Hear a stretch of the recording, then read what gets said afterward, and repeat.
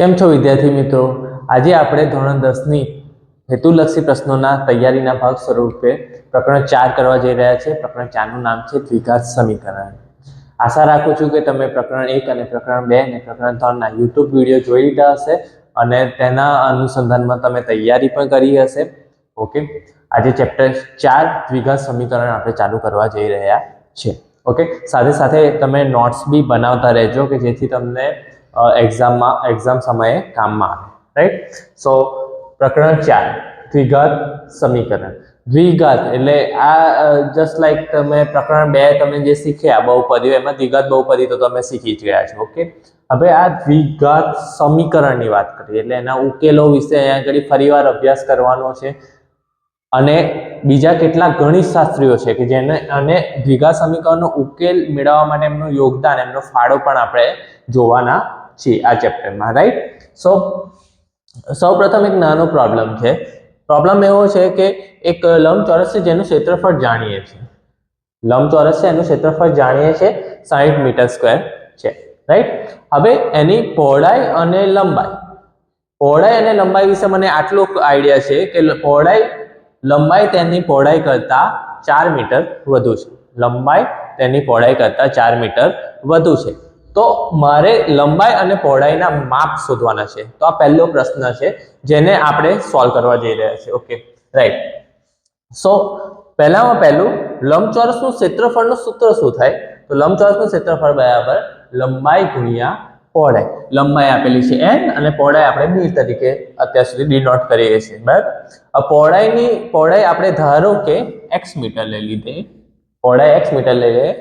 લંબાઈ છે તે પહોળાઈ કરતા 4 મીટર વધુ છે. ધેટ મીન્સ લંબાઈ બરાબર x વત્તા 4 મીટર. ઓકે, સો લંબાઈની જગ્યાએ આપણે x વત્તા 4 મીટર લખીશું અને પહોળાઈની જગ્યાએ x મીટર. રાઈટ? હવે એને જો તમે બ્રેકેટ ઓપન કરો એટલે કે કૌંસ ખોલો તો x પહેલા x જોડે ગુણાશે એટલે x into x x² થશે plus 4 into x 4x. That means x² plus 4x. હવે લંબચોરસનું ક્ષેત્રફળ છે તે આપણને આપેલું છે 60 મીટર સ્ક્વેર. એટલે 60 equal to x² plus 4x. 60 છે પ્લસ છે. ઓકે, લેફ્ટ સાઈડ થી રાઈટ સાઈડ જશે, ડાબી બાજુથી જમણી બાજુ, તો પ્લસ ની સાઈન શું થઈ જશે? માઇનસ થઈ જશે. તો x² plus 4x minus 60 equal to 0. અહીંયા આગળ તમે જોઈ શકો છો કે જે આ સમીકરણ બન્યું એમાં મહત્તમ ઘાત છે 2 અને મહત્તમ ઘાત 2 હોવાથી એને આપણે શું કહીશું? દ્વિઘાત સમીકરણ. સો આ જે છે એ દ્વિઘાત સમીકરણ બન્યું x² plus 4x minus 60 equal to 0. Yeah right. તમે ચેપ્ટર પ્રકરણ 2 માં અને અવયવની રીતથી તમે એને સોલ્વ કરતા શીખ્યા છો. બરાબર? અવયવની એટલે કે એના ફેક્ટર્સ, અવયવ પાડી અને x ની બે જુદા જુદા શૂન્યો લાવતા હતા. રાઈટ? હવે આ ચેપ્ટરમાં બીજી પણ એક મેથડ છે જે આપણે શીખવાના છે. ઓકે, જે શ્રીધર આચાર્ય નામના ગણિતશાસ્ત્રી આપી હતી. ઓકે, સો પહેલા ગણિતશાસ્ત્રીઓ વિશે થોડુંક નોલેજ લઈ લઈએ. બરાબર?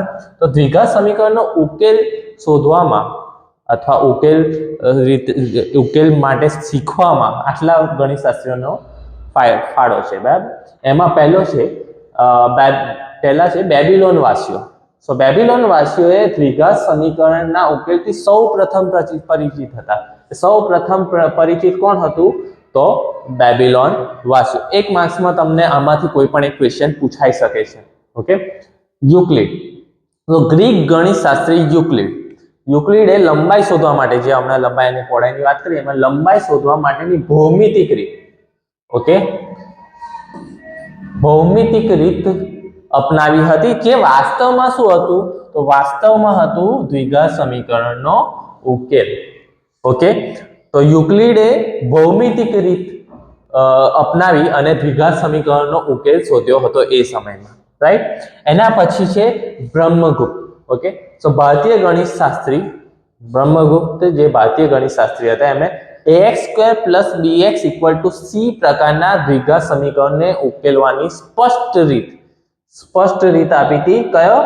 ax² plus bx equal to c પ્રકારના દ્વિઘાત સમીકરણો શોધવા માટેની, ઉકેલવા માટેની સ્પષ્ટ રીત. ઉકેલવાની મતલબ x ની આ જે દ્વિઘાત સમીકરણ છે એના શૂન્યો શોધવાનું. બરાબર? એના પછી છે શ્રીધર આચાર્ય. શ્રીધર આચાર્ય જે મોસ્ટલી પૂછાય છે કે તેમણે દ્વિઘાત સમીકરણ ઉકેલવાની વ્યાપક રીત આપી હતી.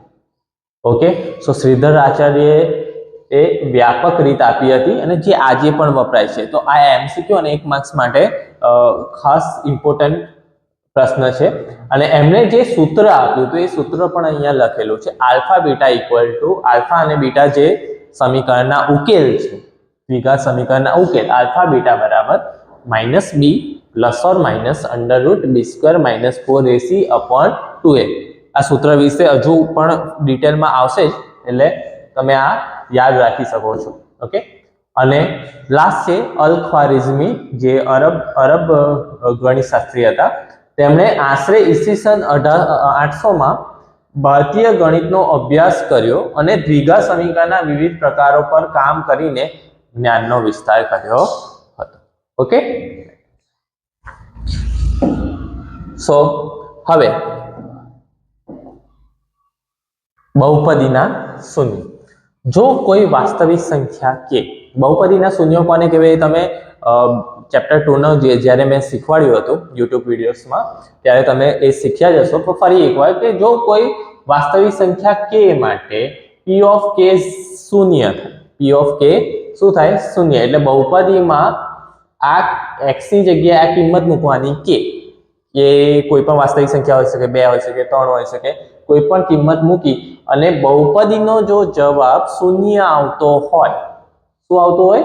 શૂન્ય આવતો હોય, તો k ને બહુપદી p of x નું એક શૂન્ય છે અથવા એક ઉકેલ છે તેમ કહેવાય. રાઈટ? સો એક એક્ઝામ્પલ પરથી સમજીએ. જેમ કે અહીંયા આગળ આપી છે p of x equal to kx² - 4x + 3. Okay, k equal to 3 અને k equal to 1 શૂન્ય છે કે નહીં તે ચકાસો.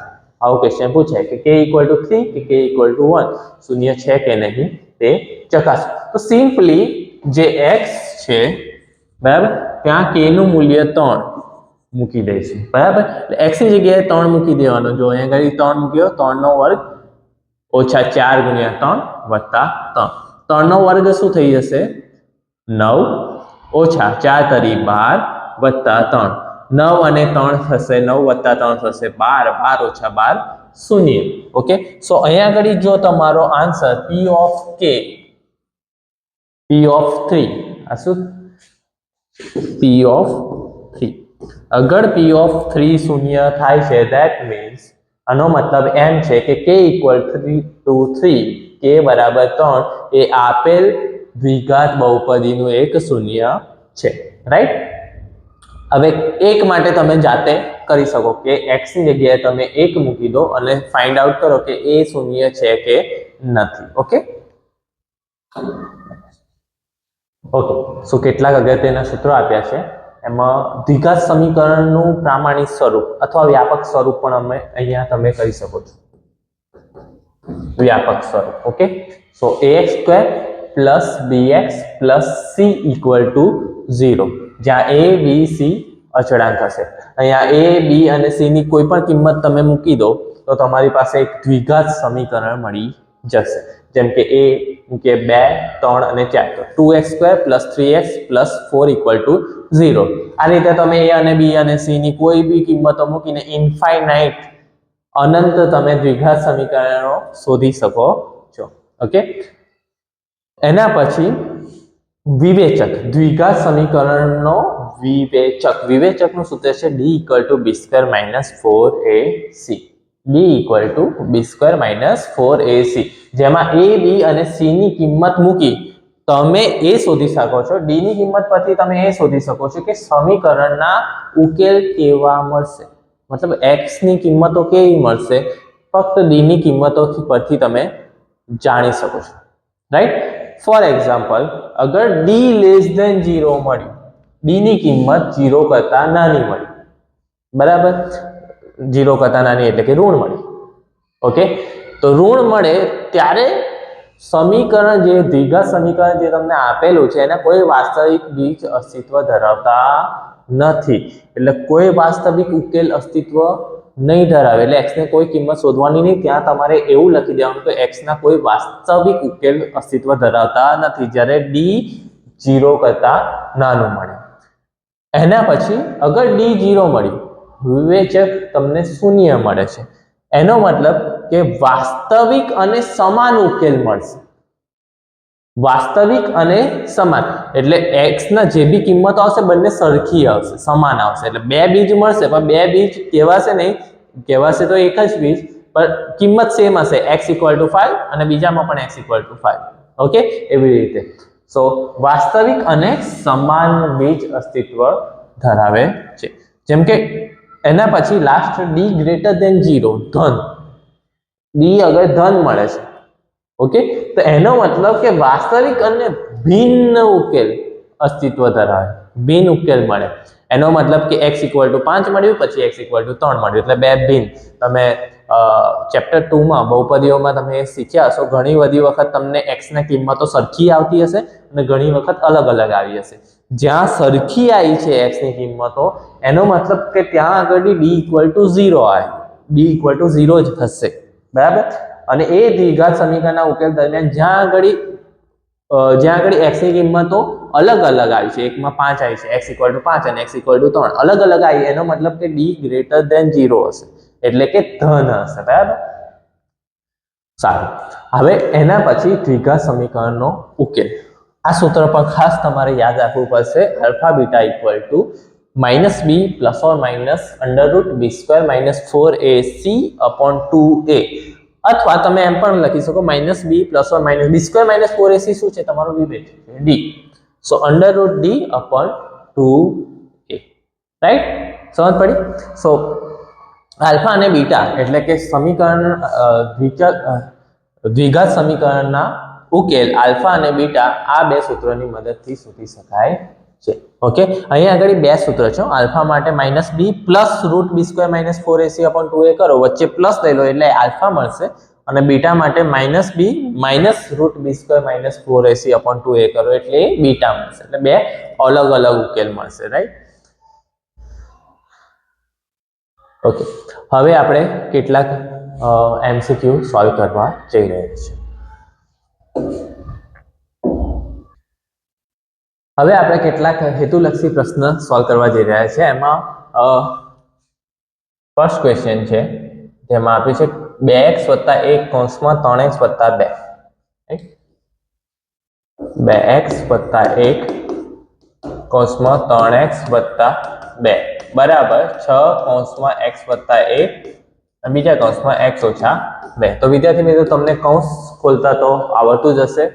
ઓકે, સો કૌંસ કઈ રીતે ખોલવાનું, તો પહેલા 2x લખી દે બ્રેકેટ 3x + 2 +1 કૌંસમાં લખી દે 3x + 2.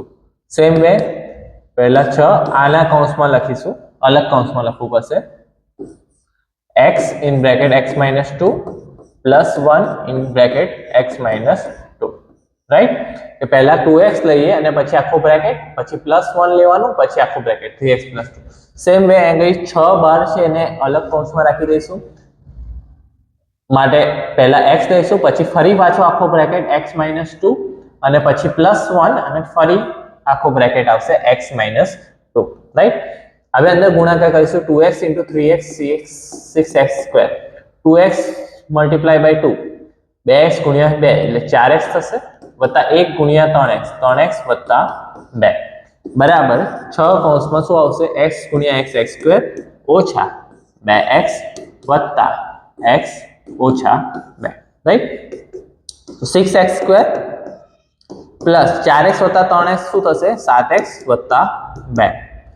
અહીંયા આગળ બ્રેકેટ ઓપન કરીએ તો 6x² ઓછા 6 × 2 12x, સોરી આપણે પહેલા કૌંસમાં x² -2x + 1x માટે -1x -2. ઓકે, ત્યાર પછી આને ઉકેલીશું. સો 6x² + 7x + 2 = 6x² - 6x - 12.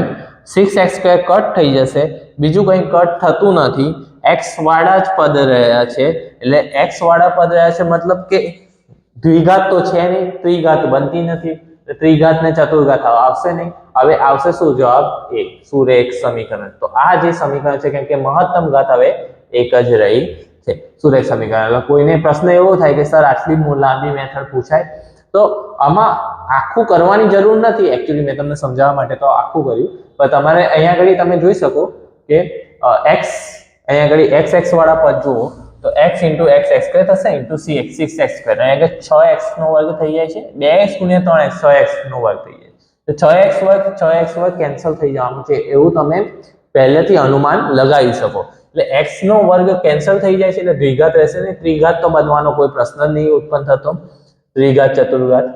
માટે જે બહુપદી છે એનો જે પણ આ સમીકરણ છે એ સમીકરણ થશે સુરેખ સમીકરણ, રાઈટ? એના પછી સેકન્ડ ક્વેશ્ચન, એમાં x² - 7x + 12 = 0 નો એક ઉકેલ જણાવો. મતલબ એક ઉકેલ કયો છે, બરાબર?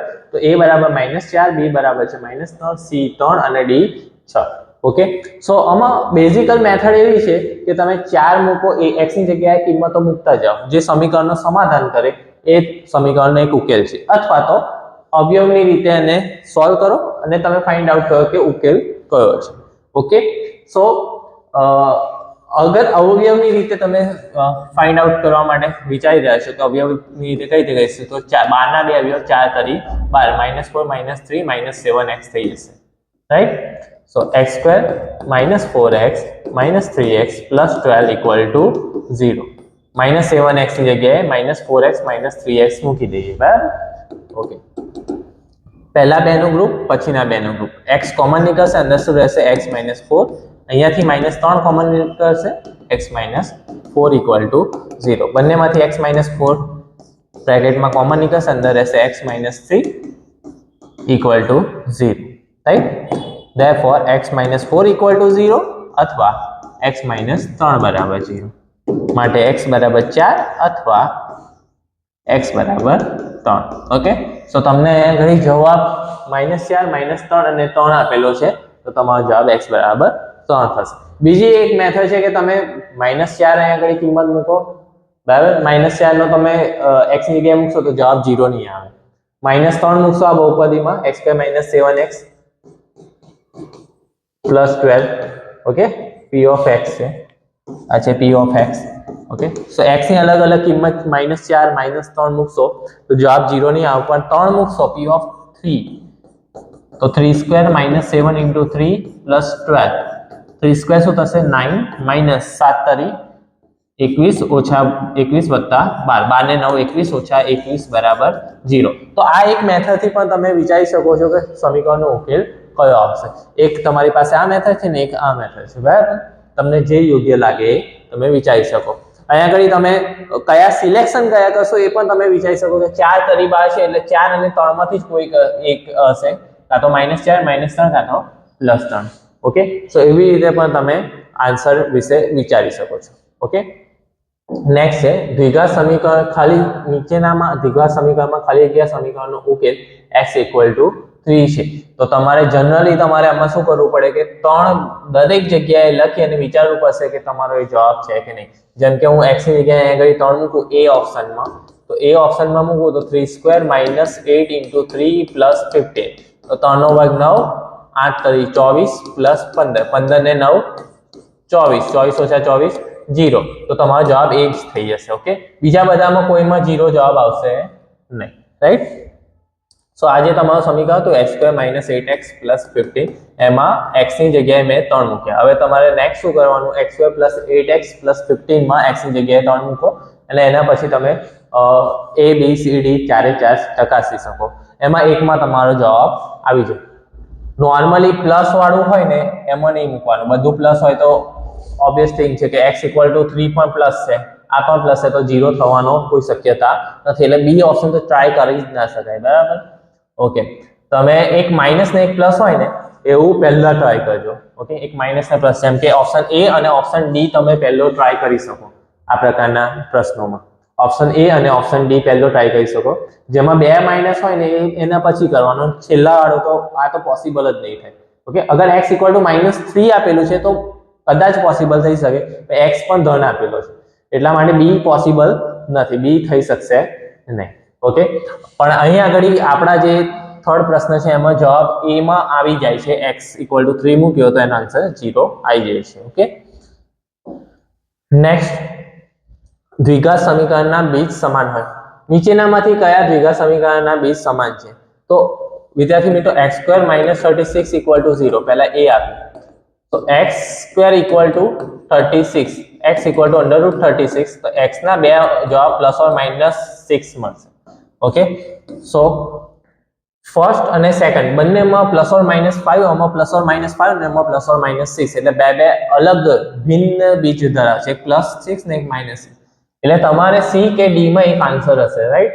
હવે C કે D ને તમારે ચેક કરવા માટે તમે સમાન બીજ ચેક કરવા હોય તો D વિવેચકની રીત વાપરી શકો. જેમ કે C છે, C ઓપ્શનમાં x² - 4x + 4 = 0 આપેલ છે, બરાબર? સો A તમારો 1 થઈ જશે, અહીંયા આગળ A 1 થઈ જશે, B -4. ઓકે, એ તો તમને સમજ પડી જ ગયા હશે, B -4 અને C તમારો થઈ જશે 4. ઓકે, C તમારો થઈ જશે 4, 1 -4 અને 4. D તમે આવી રીતે શોધી કાઢવાનો, B² - 4AC. B તમારો -4 નો છે, -4², 4A છે તમારો 1 અને C છે 4. ઓકે, 4 નો -4 નો વર્ગ શું થઈ જશે? 16 ઓછા ચોકે ચોકે 16, 16 - 16 0. તો તમારો અહીંયા આગળ જવાબ થઈ જશે C, x² - 4x + 4 = 0.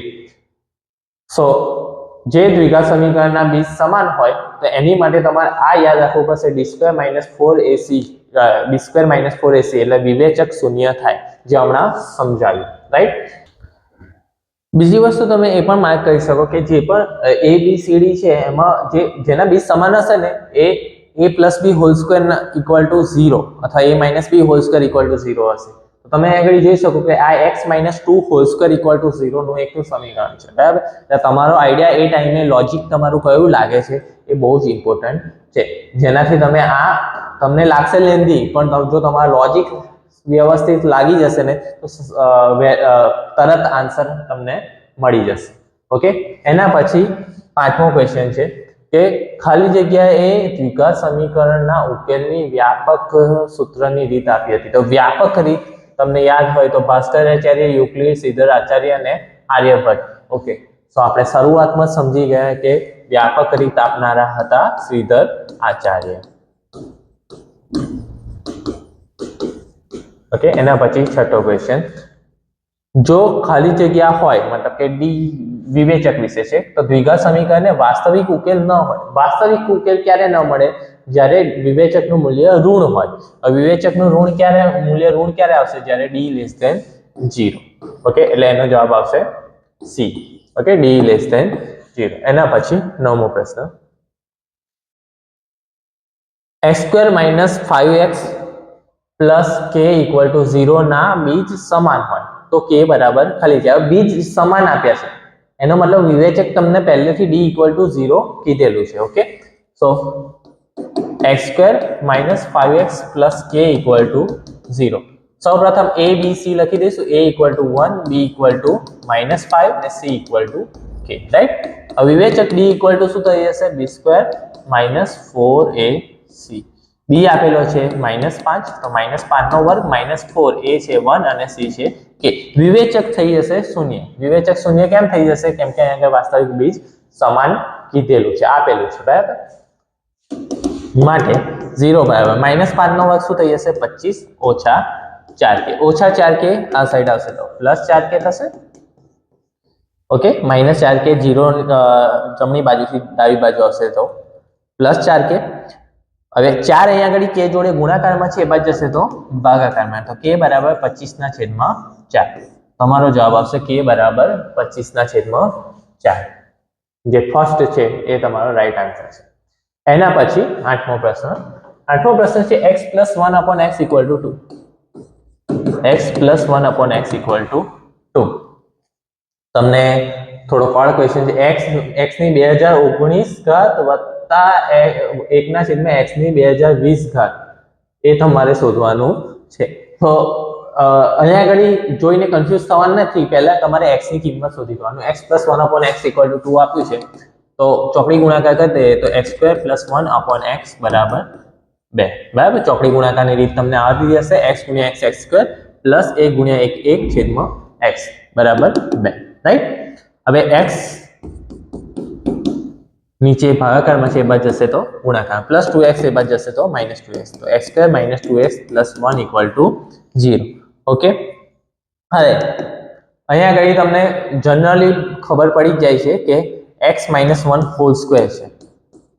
Okay, a² - 2ab + b² નું ફોર્મ્યુલા બને છે. a તમારો x છે અને b છે a. ઓકે, અને જો તમને એ રીતે ના આવડે તો અવયવ વાળી રીત તમે વાપરી શકો. 1 ના અવયવ પાડો, 1 × 1 = 1. ઓકે, -1x -1x સોરી 1 ના અવયવ પાડીએ આ રીતે, -1x -1x અને પછી તેનું તમે કરી શકો. બરાબર, અહીંયા આગળ અવયવની રીતે. અને બીજી એક મેથડ ડાયરેક્ટલી આપણને ખબર પડે છે કે આ a - b હોલ સ્ક્વેર છે, x - 1 હોલ સ્ક્વેર, તો x - 1 = 0, -1 એ બાજુ જશે તો +1, તો x = 1. હવે સિમ્પલી અહીંયા આગળ x⁻2019 પ્લસ 1/x ની 2020 આ તમને શોધવાનું કીધું છે. હવે 1 ની 2019 વત્તા, કેમ કે x ની કિંમત મળી ગઈ છે a, છેદમાં 1 ની 2021. હવે 1 ની કોઈ પણ ઘાત હોય તો જવાબ તો 1 જ રહેવાનો છે, એટલે આ પણ બનશે 1 વત્તા 1 ની છેદમાં કોઈ પણ ઘાત હોય એ પણ જવાબ 1/1 એનો જવાબ પણ 1 આવશે, એટલે જવાબ તમારો આવશે 2. ઓકે, સો 8મા ક્વેશ્ચનનો જવાબ તમારો આવશે 2. રાઈટ.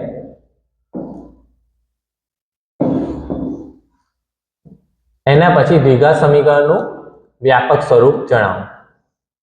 દ્વિઘાત સમીકરણનું વ્યાપક સ્વરૂપ, તો વ્યાપક સ્વરૂપ 9. ઓકે, સો ax² + bx + c = 0.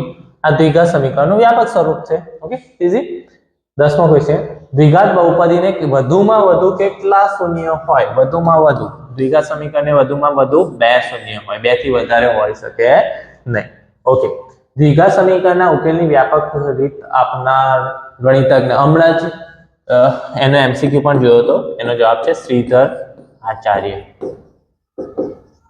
ઓકે, આ નામ યાદ રાખજો, શ્રીધર આચાર્ય. બરાબર, ઘણી બધી વખત પૂછાય છે. શ્રીધર આચાર્યના દ્વિઘાત સમીકરણ તરીકે જાણીતું સૂત્ર, તો જાણીતું સૂત્રમાં તમારે આ લખવાનું છે, α β = -b ± √b²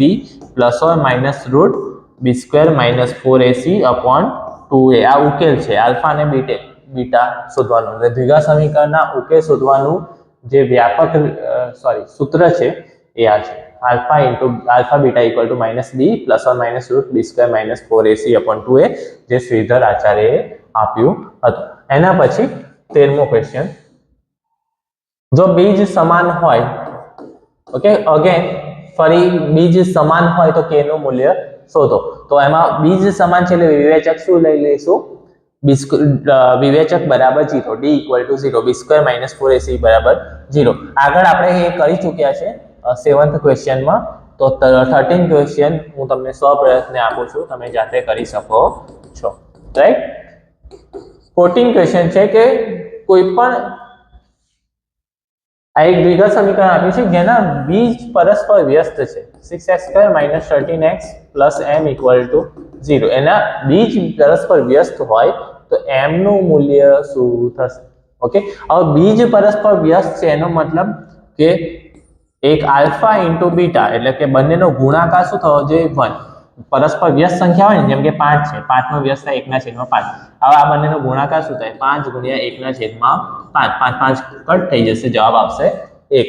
એટલે બે વ્યસ્તનો ગુણાકાર હંમેશા 1 હોય, એ આપણને ખબર છે. બરાબર, તો આલ્ફા × બીટાનું સૂત્ર આપણે સેકન્ડ ચેપ્ટરમાં શીખી ગયેલા છે, c/a = 1. That means c = a, એટલે a અને c સરખા હશે. આ તમારો a છે, આ b છે અને c, a અને c કેવા હશે? સમાન હશે. એટલે તમારે યાદ રાખવાનું કે જ્યારે પરસ્પર વ્યસ્ત બીજ કીધા હોય ત્યારે a અને c કેવા હશે? સમાન. એટલે a તમારો 6 છે, a અહીંયા કેટલો છે? a = 6, તો c બરાબર પણ શું થશે? 6. ઓકે, અને c તમારો m લીધેલો છે, m = 6. તો અહીંયા આગળ તમારો જવાબ આવશે m બરાબર 6. ઓકે, સો અહીંયા આગળ આજનો ક્લાસ પૂર્ણ કરેલ છે. ઓકે, હોપ તમને દરેક MCQ દરેક હેતુલક્ષી પ્રશ્ન વિશે સમજમાં આવી હશે. અને જે પણ કોઈ પણ ડાઉટ હોય તો તમે કોમેન્ટ બોક્સમાં મને જણાવી શકો છો. અને તૈયારી કરતા રહેજો.